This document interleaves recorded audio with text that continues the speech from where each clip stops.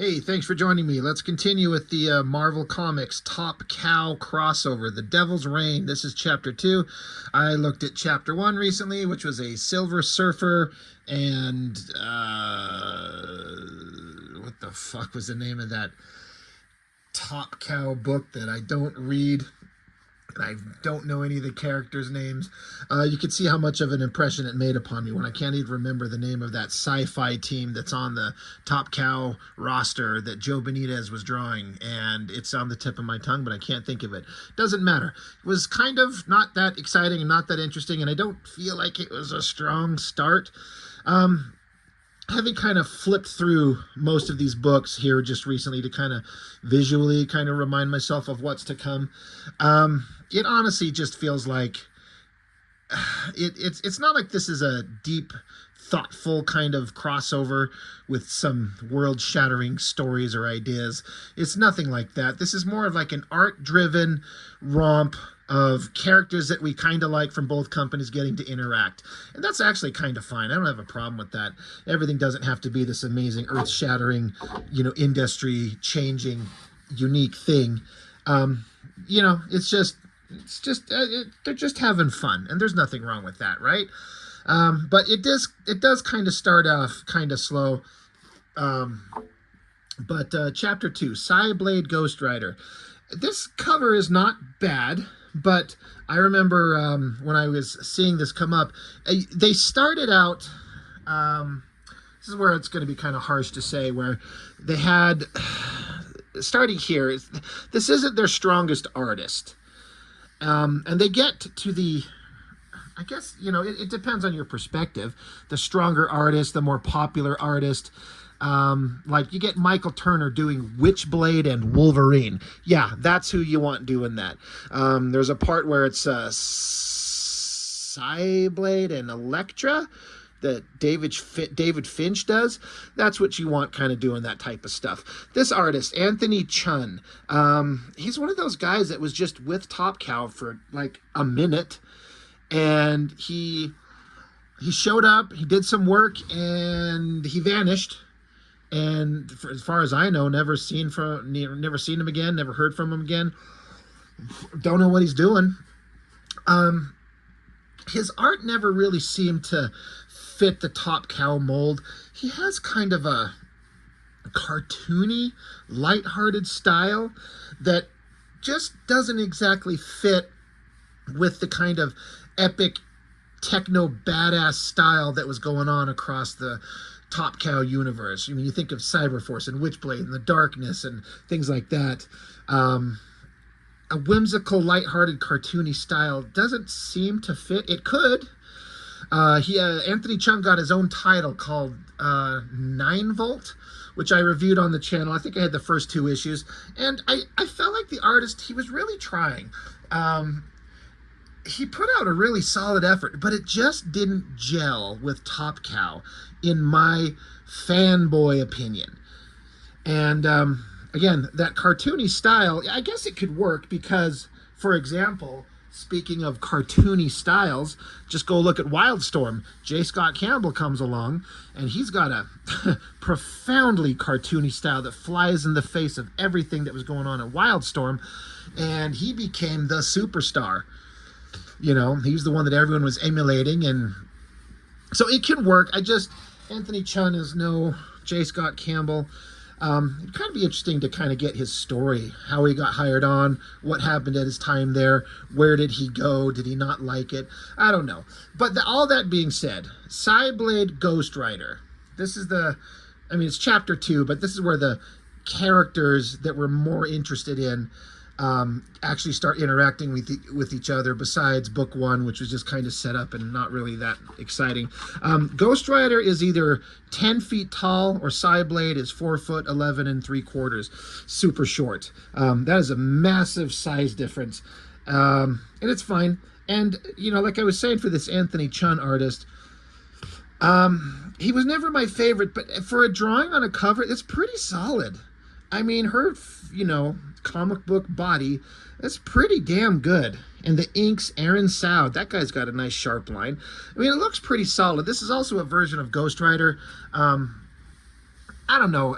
I tend to, the first version of a character I run into, it tends to be the version that I like, and when I think of the character, that's the one that I like. Thus, henceforth, the Danny Ketch, Mark Texeria version of Ghost Rider, that design, that motorcycle that he rode, that's the one that I like. That's the one that I think of.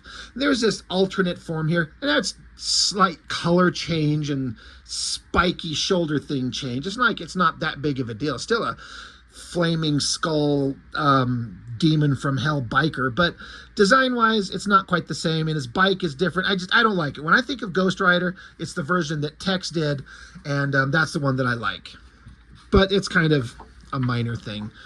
But getting into it, the story, this is one thing I kind of was surprised at, because it says story is Ivan Velez Jr. Who the hell is that? I have no recollection. Sometimes I'll see a name, an artist, an inker, a colorist, a writer, whatever, and usually I have some vague, like, yeah, I remember seeing that name somewhere. I remember just seeing the name. No, don't recognize him at all. Anthony Chun on pencils, with David Finch stepping in for some reason to get to do pages 7, 8, and 9, and then page 16. It's a really weird dispersal of pages. I wonder if Anthony Chun just got behind, because some of these pages that David Finch draws look really kind of like choice pages, but you could probably just attribute that to David Finch making them choice pages.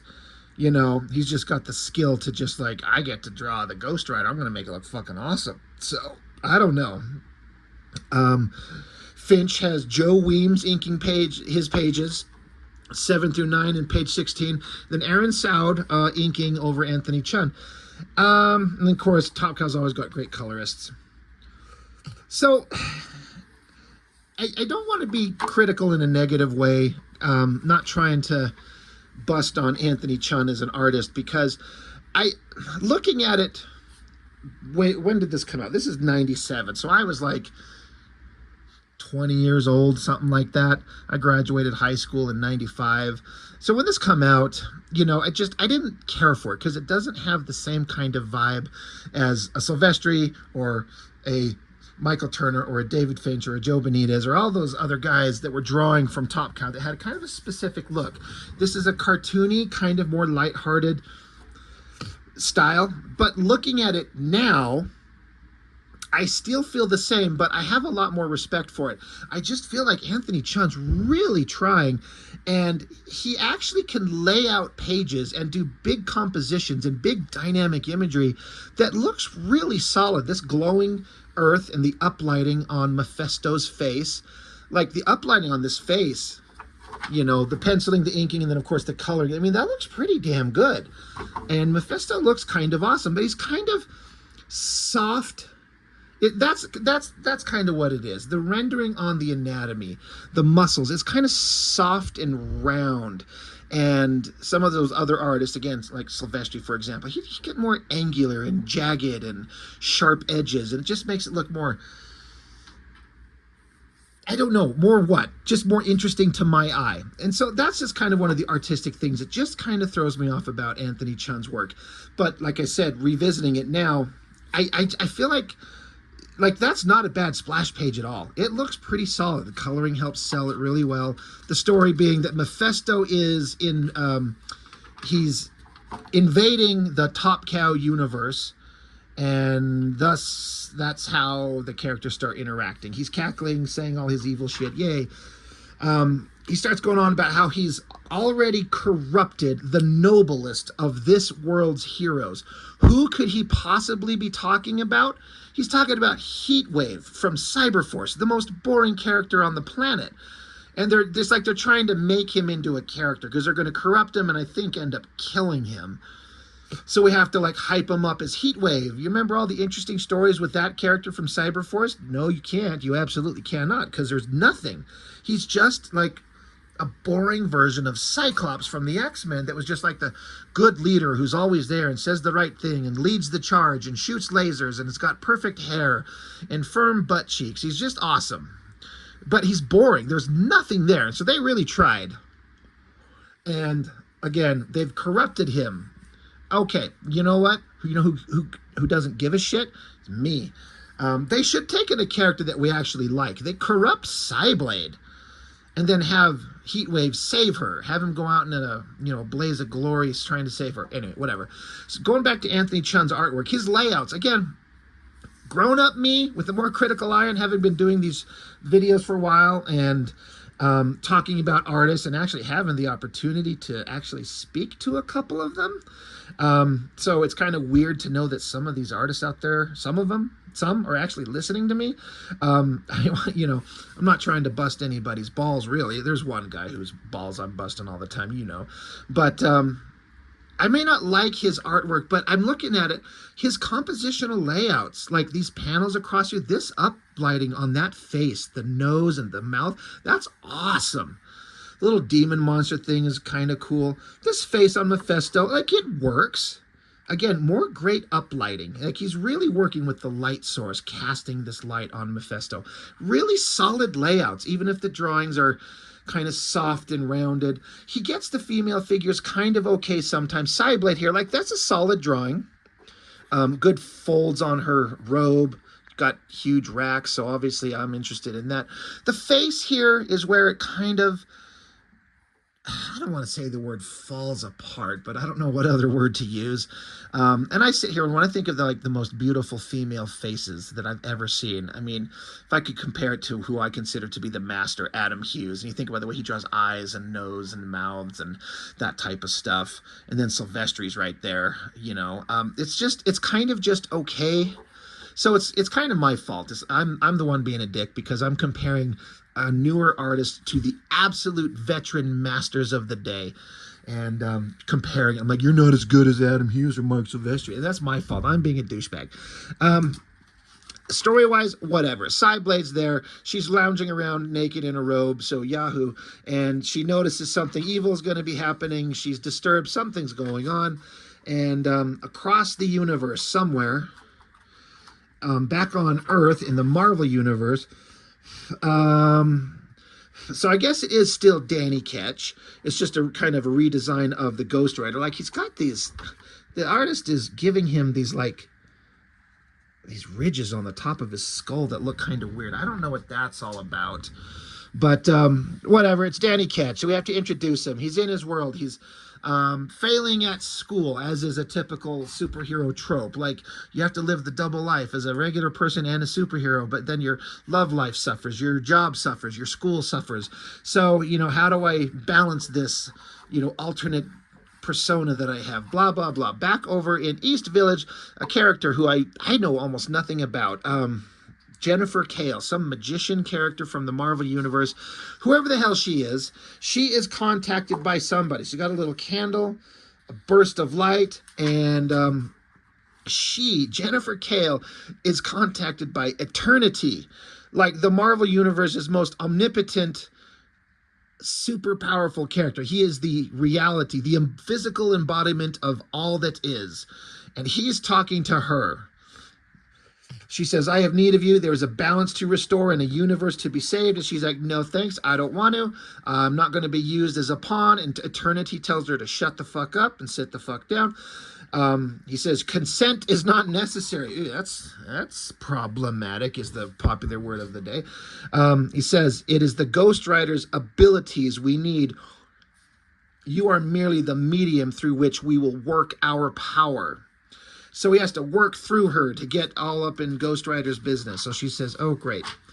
So suddenly we get into the David Finch pages. And I got to say, there's instantly a change in vibe. It's the same colorist, but so we get Danny Ketch on a train, burst of light, and so like a magical, what would you call this? Astral plane version of her. The way it's rendered and then the coloring on it, it's like a ghostly image. That looks really good. But again, David Finch has got a more angular, sharp look to his art. I don't know how else to describe it, but it just, I don't want to say it looks better, implying that Anthony Chun isn't doing good, because this all looks pretty dang good. But then suddenly it's just Again, maybe it's just personal choice, and that's all it is. But she shows up and says, "We need you. We need Ghost Rider. Actually, we need Ghost Rider, not you, Danny." So she says, "I'm going to force the change upon you, whether you want it or not. I'm sorry. I hope it doesn't hurt." And then this is one of the coolest Ghost Rider transformations with the melting flesh off the hand, the flesh melting off his face, and this giant flaming skull.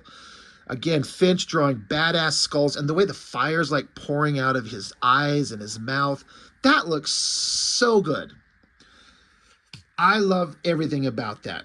So there's Ghost Rider. He's like, "Hey, we have to go do a thing." And she's, "Yeah, you got to go do a thing. Mephisto's trying to wreak havoc in another dimension. You got to go stop him. Those idiots from Topcow won't know what to do with themselves." So it's a pretty good shot of the face. He's like, "All right." He says, "Mephisto, damn him. If there's a chance to stop his evil once and for all, give it to me." So another David Finch page. So Ghost Rider takes off into the multiverse or whatever, and then Jennifer Kale, she sits back down and she's like, "Well, here I am." Good thing she had a point for the book. Now we cut back to Anthony Chun, Cyblade. She's decided to put on her superhero outfit for some reason instead of standing around naked. Sees a giant burst of light in the city, so she goes jumping down. So Anthony Chun takes the opportunity to do a big, awesome shot of hot girl in metal outfit, jumping, superheroic shot, and it's pretty good. You see him trying things. He's trying to be expressive with the hands. I don't think it quite works. It's solid. I can't really complain, but I've seen better. But his layout, I've seen some artists that are, these newer artists that don't know how to use the page, the composition, the size and the scale to put big, impressive imagery. And again, looking at it with a kind of a fresh eye, like I'm doing now, that's pretty good. Like that's pretty solid. So good work on him. So off she goes. She goes jumping into the sky. Meanwhile, giant double page spread. Mephisto's hanging out, and he senses something because, again, Mephisto he's invaded the Topcow universe, and he's specifically trying to get away from all the people, all the heroes that know him and his abilities and his powers, and he can just start fresh. But then suddenly his plans are interrupted. And again, credit to Anthony Chun. Unless he had layout assistance, I don't think it says. It says production, design, associate editors, lettering assist, ink assist. Yeah, it doesn't say anything about any kind of layout assist. And if that's the case, again, Anthony Chun, that's a good shot of Mephisto sitting there. That's a good shot. But that giant, angry, screaming face, again, the uplighting, the great inking. And then I do not like that version of Ghost Rider's motorcycle better than the classic one that Tex was drawing. But Anthony Chun nailed it. Like, I don't like it that much, but it looks pretty good. Like, you have to be honest. And there's a lot of movement and motion. The portal here, boom, coming right out. Like, it's almost as good as it gets, really. It's just really good. So again, for an artist who, when I saw his work originally, and not being kind of interested or moved by it, I'm more impressed now that I'm all grown up. Good shot. And he's like, "Something familiar. No, it cannot be. Not the accursed Ghost Rider." Awesome. Awesome shot. Like, that is a great spread. I wonder if he still owns these pages. I often wonder this type of stuff. If Anthony Chun, he penciled it, if he kept it, or if the inker kept it, or where are these pages now? No one's out there searching for Anthony Chun's artwork, but fuck, I would. So he shows up, he skids to a halt. A bunch of civilians are kind of like, "What the hell?" Like, this cop's looking at a donut. He's like, "What the hell's in this donut I'm eating?" So now here's a kind of a version where, again, I've talked about how Anthony Chun's got kind of a more cartoony style. That's nothing wrong with that skull in the slightest. But compared to this awesome skull rendering with the heavy shadows and the flame the light from the flame kind of washing out the visibility of the skull itself in places, there's just a difference that I prefer here. This is more horror and gothic. This is a little bit more lighthearted and fun.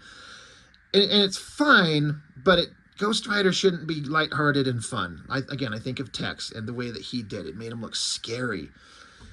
So cops see a flaming demon on fire skidding to a halt. He's a walking, talking, flaming skeleton. So I think rightfully so. They start unloading on him. So Ghost Rider just flings his chain around, smacks them all, knocks them all out.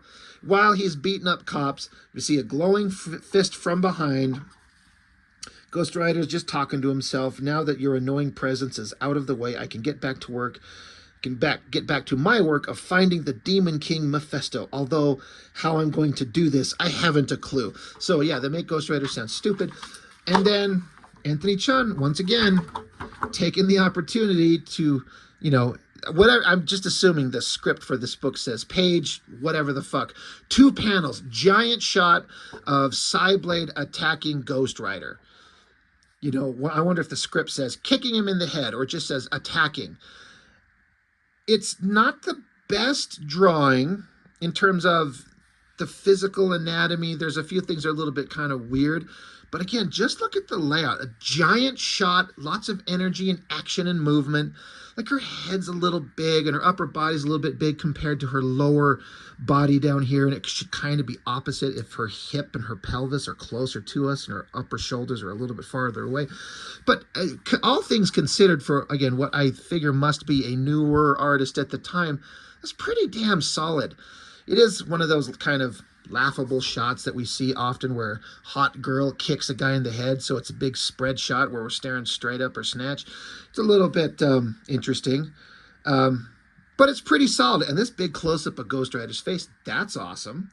So then we get one more page by Finch. Again, why does he suddenly get one page in here? I'm a big fan of Finch, but he had an art style that kind of would waffle for me in his earlier years. I really liked him when he started on Cyberforce, but then when he started getting into Ascension and things like that, he just became painfully obvious that he did not know how to draw women very well. And I've mentioned that several times. Now, he's long since ironed out those kinks. But this is a version where, like, Finch ended up being the more long-term, popular, successful artist. But Chun wins here. There are proportion issues. She's got kind of a giant head and kind of a skinny body. My brother actually reviewed these books recently, and I think he said in his video on this exact page, if I remember correctly, and I'm going to echo that sentiment, she looks like a child. This looks like a kid, like with the big head and the skinny body. She looks like she's 14 or something like that, like just starting to kind of look like a woman, but not quite there. And it's just odd. Not digging it. Not a great shot. And again, I said this is not a great shot of Cyblade but it looks more inline. That looks like a woman. This looks like a child. And so Anthony Chun wins. You know, he gets his spread put right next to Finch's page, and you know, I hope that he held his head high on that. You know, it's not perfect, but he wins. And whatever. Cyblade kicks Ghost Rider. Yay. And I was starting to wonder if maybe some of these pages were getting towards the end, and some of the art starts to waffle a little bit. It's kind of fine, but it's not super great. They're going to fight, but then they're surrounded by demon monsters. Demon creatures are possessing the cops. They're like, oh my God, maybe we're on the same side. I'm here to stop these creatures. So maybe we're here to fight together. So yay, Cyblade and Ghost Rider, the most unlikely pairing. They're beating up lizard monsters. Good for them. And, you know, Ghost Rider's explaining, I'm here to stop Mephisto. And Cyblade's like, who in the devil is that? And Ghost Rider's like, he is the Lord of the Devils and the worst evil in any worlds. It is my duty to stop him until one of us is destroyed forever. God damn, he's heroic. So then they keep finding more lizard monsters, and then they stop, and then out of the fucking blue, Killraiser. Of all the razors that can kill, he is the most boring. He is some character that I think was on, was it Codename Strike Force? God, this character, if I ever read one comic where he was in it, I don't remember.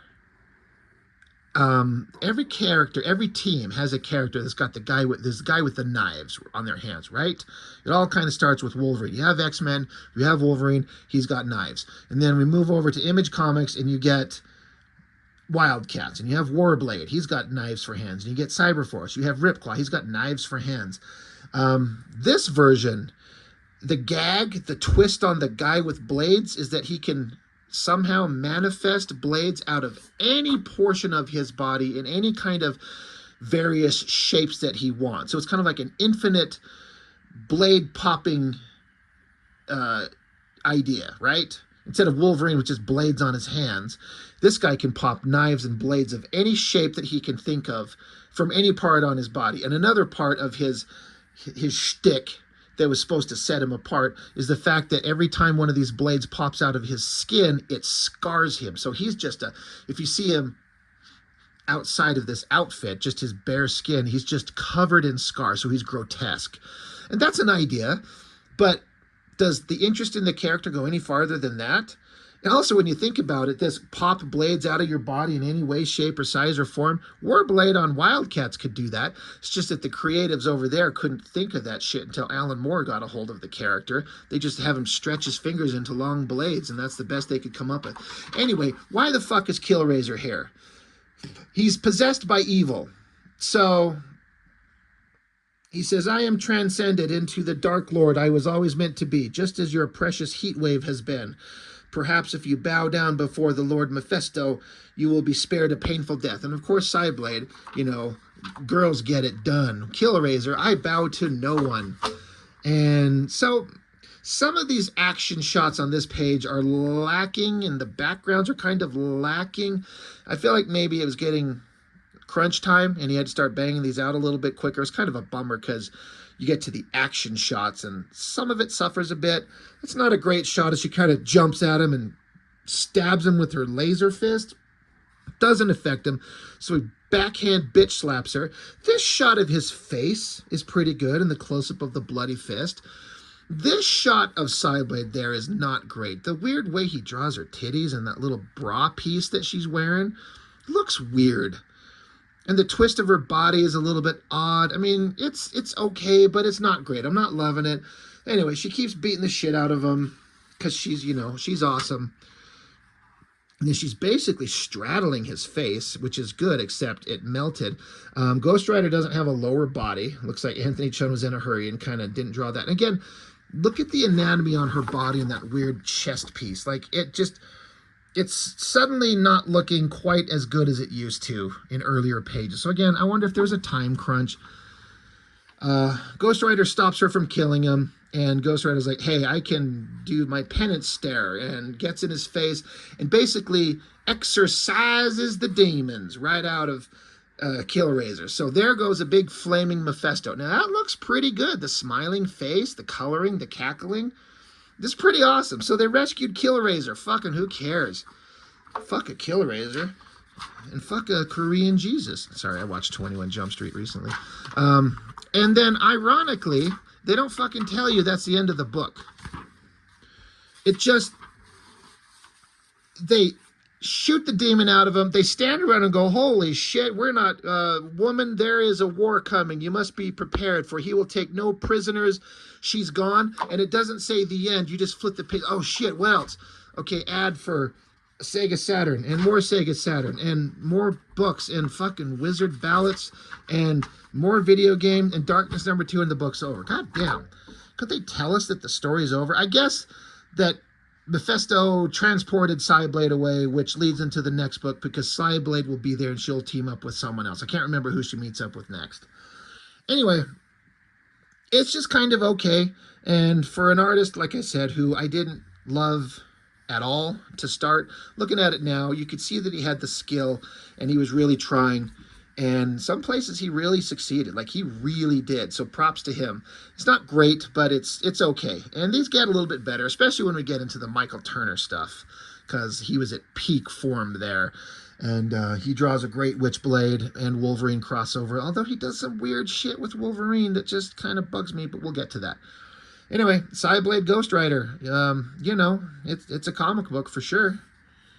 It's not bad. It's okay. So that's all I've got for this one. Thanks for watching. I really appreciate it. See you next time.